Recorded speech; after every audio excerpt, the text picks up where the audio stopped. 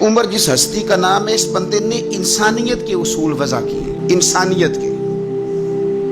حضرت فاروق اعظم نے لوگوں کی بھلائی اپنا ذوق بنا لیا تھا، اور قرآن مجید نے کہا جو ایمان لانے کے بعد اچھے عمل کرے یہی ساری مخلوق سے بہتر لوگ۔ ان الذین آمنوا وعملوا الصالحات اولئک هم خیر البریہ، جو ایمان لانے کے بعد اچھے اعمال کرے وہی ساری مخلوق سے بہتر ہے۔ حضرت عمر نے ایک ذوق بنا لیا تھا کہ میں نے اللہ کے بندوں کی خدمت کرنی اور اپنی ذمہ داری کو ادا کرنا۔ ہمارے ہاں معاشرے میں بہت سارے کام اس لیے خراب ہوتے ہیں کہ ہم احساس ذمہ داری بھول جاتے ہیں۔ میرا ادارہ ہے نا، تو میری ذمہ داری ہے، اس کے اندر کوئی کمزوری ہوتی ہے، کوئی غلطی ہوتی ہے، تو وہ اس کی سب سے بڑی وجہ یہ ہوتی ہے کہ میں سست ہو جاتا ہوں۔ مجھے پتہ ہے بہت سارے کام کئی دفعہ میں دیکھتا ہوں کہ صحیح نہیں ہوئے، تو بعد میں جب میں اندازہ لگاتا ہوں تو مجھے پتہ ہوتا ہے کہ یہاں میں سست ہو گیا۔ یہ بہت سارے وزیر مشیر اور بہت سارے پیر الا ماشاءاللہ، ان کے نیچے کیوں خرابی ہو جاتی ہے بہت ساری؟ وہ اس لیے کہ وزراء کا مزاج نہیں ہوتا اے سی والے کمرے سے باہر نکلنے کا، تو باہر جو طبقہ ہوتا ہے وہ پھر مرضی کرتا ہے۔ اگر یہ کڑی نگرانی کرے، ان کا ذوق بنے اور سستی چھوڑیں۔ ہمارے ہاں کئی دفعہ ایسے ہوتا ہے، ہم بہت ساری ذمہ داریاں کبھی بچوں کی ماں پہ ڈال دیتے ہیں، کبھی جو ہے وہ چھوٹے بھائی پہ ڈال دیتے ہیں، کبھی کسی پہ ڈال دیتے ہیں۔ اس سے بڑے بڑے نقصانات ہوتے ہیں، بڑے بڑے۔ کسی دوست پہ کوئی ذمہ داری ڈال دی، وہ تیرا یار ہے، تیرا مخلص ہے، وہ سارا ٹھیک ہے، اور اس بیچارے کی ایک کمزوری یہ ہے کہ اس کے ساتھ ایک شیطان بھی رہتا ہے۔ ضروری نہیں کہ وہ جان بوجھ کے کوئی غلطی کرے، اس کی نگرانی کر، اس کا احتساب کر، اس پر توجہ دے کہ وہ کیا کر رہا ہے۔ حضرت فاروق اعظم رضی اللہ تعالیٰ نے چھوٹی چھوٹی باتوں پہ توجہ کی، اور آپ نے ایک اصول بنایا۔ ایک اصول آپ کو یہ مل جائے گا، ابن جوزی علیہ رحمہ نے اس کو لکھا ہے۔ حضرت عمر فرمایا کرتے تھے کہ حکومت چونکہ میری ہے تو ذمہ داری بھی، یہ نہیں فرماتے تھے کہ اداروں سے پوچھوں گا، متعلقہ آدمی سے پوچھوں گا، یہ نہیں فرماتے تھے۔ میں اس محکمے کے سربراہ کو، اس منسٹری کے وزیر کو، یہ بات نہیں ہوتی تھی۔ حکومت میری ہے تو ذمہ داری بھی میری ہے۔ حضرت عمر فاروق رضی اللہ تعالیٰ نے قانون بنایا، اور اس کو آپ سن لیتے ہیں، کبھی اس کو سمجھنا۔ انسان کو جو روٹی ملے گی، چھت ملے گی، دوائی ملے گی، کپڑا ملے گا، یہ ساری باتیں ٹھیک، لیکن حضرت عمر فرمانے لگے کہ اگر کوئی کتا بغیر پانی پیے مر گیا فرات کے کنارے صحرا میں، یعنی اس تک پانی نہیں پہنچا، انسان کی بات نہیں، یہاں تو عورتوں کو اسپتال میں جگہ نہیں ملتی تو وہ رکشے میں بچے پیدا کر لیتی، یہاں تو بہت سارے لوگ ایسے ہیں جنہیں دوائی میسر نہیں آتی اور وہ مر جاتے۔ کتا اگر میری حکومت میں پیاسا مر گیا تو عمر فرماتے ہیں اللہ مجھ سے پوچھے گا کہ ڈیوٹی تو تیری تھی نا، ذمہ داری تو آپ کے صاحبزادے کہتے ہیں کہ ایک اونٹ زخمی ہو گیا، کسی نے اسے زخمی کر دیا۔ تاریخ الخلفاء میں امام جلال الدین سیوطی علیہ رحمہ نے لکھا ہے اونٹ زخمی ہو گیا، اونٹ کی گردن پر نشان لگ گیا زخم کا۔ اس زمانے میں طریقہ تھا کہ کپڑا جلا کے زخم پہ لگایا جاتا تھا۔ حضرت عمر فاروق رضی اللہ تعالیٰ عنہ اب 60 سال عمر ہے، بوڑھے آدمی ہے، جسمانی طور پر بھی کمزوری آ جاتی ہے عمر کے حساب سے۔ اونٹ کی نکیل کے ساتھ پہلے اسے باندھا، پھر وہ کپڑا جلایا، پھر اپنے ہاتھوں سے اونٹ کا وہ جو زخم تھا اس پر وہ کپڑا ڈالنے لگے، اس کو ٹھیک کرنے لگے۔ تو صاحبزادے آگے بڑھے، وہ کہنے لگے ابا جی یہ اونٹ ہے اور آپ اس کے زخم کو چھیڑ رہے ہیں، وہ آپ کو تکلیف بھی پہنچا سکتا ہے، تو یہ آپ 2-3 غلاموں کے ذمہ لگا دیں، وہ اس کے زخم پر دوائی مرہم پٹی کر دیں گے، یہ آپ کو کاٹ ہی نہ لے۔ تو کہتے ہیں حضرت عمر فاروق نے میری بات کو جھٹکا، فرمانے لگے پیچھے ہٹ جا، حکومت میری ہے کہ غلاموں کی ہے؟ ذمہ داری میری ہے کہ غلاموں کی ہے؟ فرمایا پتر میں تو ڈر رہا ہوں کہ کہیں یہ اونٹ ہی قیامت میں میری شکایت نہ کر دے، یہ میری شکایت نہ کر دے کہ اللہ میں بیمار ہو گیا، زخم لگ گیا، حکومت عمر کی تھی اور کسی نے مجھے پوچھا ہی نہیں۔ میرے دوستو احساس ذمہ داری اب یقین کریں نکل گئی، ہم لاؤبالی لوگ ہیں۔ حضرت فاروق اعظم رضی اللہ تعالیٰ چھوٹی چھوٹی باتوں کا خیال کرتے۔ دیکھیں امام مسجد، میں روز امام مسجد کے حقوق بیان کرتا ہوں، لیکن مجھے مسجدوں کے ائمہ سے شکوہ بھی ہے، وہ اپنے نمازیوں کا نہیں خیال کرتے، ان کی طبیعت کا نہیں لحاظ کرتے۔ ہم اگر تھوڑا سا لحاظ کریں ائمہ مساجد نمازیوں کا، نبی پاک علیہ السلام نے فرمایا کہ میرا دل کرتا ہے میں لمبی نماز پڑھاؤں، لیکن پھر مجھے خیال آتا ہے کہ پیچھے بوڑھے بھی ہیں، بیمار بھی ہیں، بچے بھی ہیں. میرا دل کرتا ہے لیکن میں لوگوں کی تکلیف کو دیکھتے ہوئے نماز مختصر پڑھاتا ہوں. ائمہ مساجد اگر تھوڑا سا غور کریں، پیار کریں لوگوں کے ساتھ، تو مسجد کے اندر ایک خوبصورتی والا ماحول.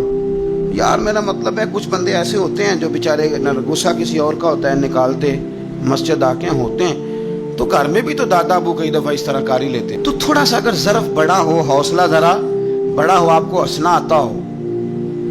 نبی پاک صلی اللہ علیہ وسلم اکیلے بیٹھتے تھے تو متفکر بیٹھتے تھے، اکیلے ہوتے تھے تو سوچتے تھے، اکیلے ہوتے تھے تو سوچتے تھے. میری بات پہ غور کرنا، اکیلے ہوتے تھے تو سوچتے تھے، اور جب لوگوں کے بیچ بیٹھتے تھے تو ہنستے تھے. لوگوں کے بیچ آ کے منہ نہیں بنانا. وہ اکیلے آپ فکر کریں، غور کریں، جو مرضی. اکیلے بیٹھتے تھے تو حضور تفکر کرتے تھے، لوگوں میں آتے تھے تو مسکرا کے آتے تھے. تو حضرت عمر فاروق اب 24 لاکھ مربع میل کا حکمران اور ہزاروں لوگ جس کے پیچھے نماز پڑھیں، وہ ایک ایک بندے کا خیال کرے، ممکن نہیں ہوتا. ایک بڑے جلیل القدر صحابی تھے حضرت سعید بن یربوع رضی اللہ تعالی. حضرت عمر کے زمانے میں نابینا ہو گئے.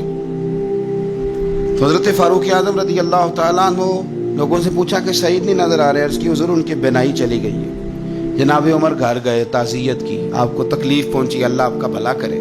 اور جا کر کے اسے کہنے لگے کہ اب آپ مسجد کیسے آئے جائیں گے؟ انہوں نے کہا حضور یہ تو میرے لیے بڑی تکلیف والا معاملہ ہے، نابینا ہو گیا ہوں، تنہا تو جا نہیں سکتا، قربان جاؤں سیدنا فاروق اعظم پر. حضرت عمر فاروق رضی اللہ تعالیٰ عنہ نے ایک بندے کی باقاعدہ ڈیوٹی لگائی.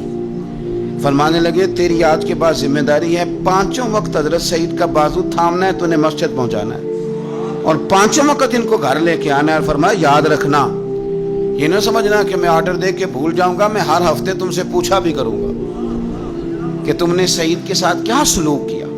تو چھوٹی چھوٹی چیزوں کا فوجی، جیسے کہ میں نے پہلے کہا ہے، وہ سال کے بعد نا کبھی کوئی تقریب ہوتی ہے تو بلا کے نا فوجیوں کے بچوں کو، ان کی ماں کو، تو ایک تمغہ دے دیا جاتا ہے. پھر چھٹی. کبھی کسی نے پوچھا ہے کہ یتیمی میں بچوں کا کیا حال ہوا؟ کبھی کسی نے پوچھا ہے کہ پھر پیچھے کیا حالات ہیں؟ آؤ میں آپ کو نبی پاک علیہ وسلم کے اس شاندار غلام کی بات بتاؤں. صحیح بخاری میں حدیث، صحابہ کہتے ہیں حضرت عمر فاروق رضی اللہ تعالیٰ عنہ کے پاس ایک خاتون روتی ہوئی آئی، کہنے لگی خامد میرا شہید ہو گیا اور 4-5 بیٹیاں چھوڑ گیا، تو گھر میں تو بکری کا کھور بھی نہیں، کوئی چیز نہیں کھانے پینے کے لیے. فاروق اعظم رضی اللہ تعالیٰ عنہ نے کمیٹی نہیں بنائی، چیک نہیں دیا، وہ ایک اچھا سا اور ایک خوبصورت سے پیکج کا اعلان نہیں فرمایا، بلکہ فاروق اعظم نے ایک اچھا تازہ تگڑا اونٹ مال غنیمت کے اونٹوں میں سے لیا اور 2 بوریاں اپنے ہاتھوں سے اچھے راشن کی بھری، اس کے اندر ڈھیر سارے نگد پیسے بوریوں میں ڈالے، اور وہ دونوں بوریاں اونٹ کے اوپر اپنے ہاتھوں سے، بخاری پڑھ رہا ہوں، ان کی رسیاں باندھی. پھر اس عورت کے ہاتھ وہ لگام تھمائی اور اسے کہا پتر میں نے تجھے اتنا مال دے دیا ہے کہ جب تک یہ ختم ہوگا نا انشاءاللہ تب تک تیرے حالات بھی اللہ بدل دے گا، تیرے دن بدل جائیں گے جب تک یہ ختم ہوگا. وہ خاتون جانے لگی تو آپ فرمانے لگے بیٹا اونٹ نہیں واپس بھیجنا، یہ بھی تیرا ہی ہے، دے دیا تجھے. اب چلے گئی وہ خاتون. تو صحابہ کہتے ہیں ہم نے پوچھا کہ جناب آپ تو بڑے کفایت شعار ہیں، آپ تو بڑی بانٹ کے چیزیں دیتے ہیں، تو آپ نے اس بچی کو اتنا کچھ دے دیا اور بیک وقت دے دیا اور واقعی بہت زیادہ دے دیا اور نقدی پیسے بھی دے دیے. حضرت عمر فرمانے لگے تم نہیں نہ جانتے، میں جانتا ہوں. یہ میرے نبی پاک کے صحابی حضرت خفاف بن ایمار رضی اللہ تعالیٰ عنہ کی صاحبزادی ہے، اور میں نے حدیبیہ کے مقام کے اس کے باپ کو حضور کی خدمت کرتے دیکھا ہے، میں نے انہیں جنگیں لڑتے دیکھا ہے، اس کے باپ کو، اس کے بھائی کو. فرمایا وہ تو بچی آئی ہے تو میں تمہیں کیا بتاؤں، مجھے تو تکلیف شروع ہو گئی ہے کہ اسے آنا کیوں پڑا ہے، خدا کے بڑھ کے میں کیوں خدمت نہیں کر سکا، اسے آنا کیوں پڑا. عزیز دوستو یاد رکھنا، اصلہ نال جے نیکی کریے تے نسلہ تاک. کچھ لوگ ایسے ہوتے ہیں جنہیں قدر ہوتی ہے، وہ قربان کر دیتے ہیں ہر شے، لیکن اصولوں پر کبھی سمجھوتا نہیں کرتے. حضرت سیدنا فاروق اعظم رضی اللہ تعالیٰ عنہ نے اتنا نوازا اس بچے، اور پھر اثار کر کے نوازتے تھے. ہمارا یہ مزاج بن گیا کہ جو شے بھی آئے پہلے میرے گھر آئے، اور لوگ کئی دفعہ گھر بچاتے بچاتے سارا کچھ ضائع کر بیٹھتے. ہر شے، ہر چیز، حتیٰ کہ معاذ اللہ دین ایمان، دعائیں بھی. پیسہ بچ جائے، گھر بچ جائے، باقی جو شے جاتی ہے وہ جائے. لیکن سیدنا فاروق اعظم کا رنگ بڑا انوکھا ہے، انداز بڑا نرالا ہے. ایک جگہ سے نا چادریں آئیں بہت ساری. میرا خیال ہے کہ جو بہترین چیز ہوتی ہے نا وہ لوگ پہلے گھر رکھ لیتے ہیں. چادریں آئیں اور بڑی بڑی قیمتی چادریں آئیں تو فاروق اعظم رضی اللہ تعالیٰ عنہ نے کوئی اس میں تخصیص نہیں کی. ایک ایک، دو دو، تین تین، چار چار بانٹتے رہے. چادریں تھی عورتوں والی. اب جو سب سے نیچے سے چادر نکلی وہ اتفاق سے بڑی شاندار نکل آئی. آخر میں جو رہ گئی نا، صبر کریں تے موتی مل سن تے ذکر کریں تے ہیرے. یہ صبر کریں تے موتی مل سن، ذکر کریں تے جے پاگلا وانگو رولا پاویں، نہ موتی نہ صبر کریں تے موتی مل سن، ذکر کریں تے. آج کل لوگ شور ڈال کے سارا کچھ کرنا چاہتے. تو چپ کر کے کونے میں بیٹھ جا، تو بیٹھا رہے تو ڈرنا دے. پوچھنے والا خود ہی تجھ سے پوچھ لے گا تو کدھر سے آیا ہے. وہ ختم ہو گئی بات. صبر کیا نا جب وہ چادریں ساری، تو ایک چادر اب اپنے گھر والوں کے لیے انہوں نے چادر ابھی دینی تھی، وہ سب سے نیچے قیمتی چادر نکل آئی. تو چادر بڑی حسین ہے اور باری بھی حضرت عمر کی لگ گئی. ان کے گھر جانی تھی چادر ان کی اہلیہ کے لیے. تو ایک صحابی کہنے لگے یہ آپ کی زوجہ جناب ام کلثوم رضی اللہ تعالی عنہا پر بڑی جچے گی چادر، بڑی حسین ہے، اور یہ خاتون اول کو بڑی جچے گی. تو حضرت عمر کہنے لگے ام سلیت رضی اللہ تعالی عنہا ایک خاتون ہے، یہ چادر انہیں دوں گا. کہا ان کو کیوں دیں گے؟ فرمانے لگے اس لیے کہ احد میں جب بہت سارے لوگ زخمی ہو گئے تھے تو میں نے اس بی بی کو دیکھا تھا مشکیزہ اٹھا کے نبی پاک کے غلاموں کو پانی پلا رہی تھی. تو یہ خوبصورت چادر اس کے حصے میں آئے گی جس نے رسول اللہ کے دین کی خدمت کی. وہ حضرت عمر نے بتایا جو حضور کے دین کی خدمت کرتے رہے ہم ان کی خدمت کرتے رہے. فوجیوں کو بھیجتے تھے نا جب آپ جہاد پر، تو پیچھے سے فوجیوں کے گھروں میں جاتے تھے صبح خود. میں پہلے کہہ چکا ہوں کہ یہ نہیں کہتے تھے کہ محکمے والوں کی ڈیوٹی لگا دی ہے، خود جاتے تھے اور فوجیوں کے گھر والوں سے پوچھتے تھے کوئی سبزی تو نہیں منگانی، یعنی حضرت عمر کوئی سودا تو نہیں منگانا.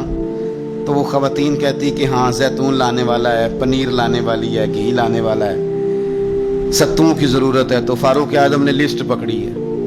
تو بازار میں آتے تو شور مچ جاتا امیر المومنین آئے. لوگ پوچھتے آپ کیسے آئے؟ فرمانے لگے وہ فوجیوں کے گھروں میں سودا پہنچانا ہے. ایک دفعہ قحط بھی پڑا تھا حضرت عمر کے دور میں، عام الرمادہ اس کو کہتے ہیں. 8-9 مہینے بارش نہیں ہوئی تھی. حضرت عمر فاروق نہ شروع سے زیتون استعمال نہیں کرتے تھے. کچھ بندے کچھ چیزیں نہیں نہ کھا سکتے، ان کا مزاج نہیں ہوتا. کوئی کچھ کھاتا ہے اور کوئی کچھ کھاتا ہے. اب اس کا کیا کیا جائے؟ اپنا اپنا لوگوں کا مزاج ہے.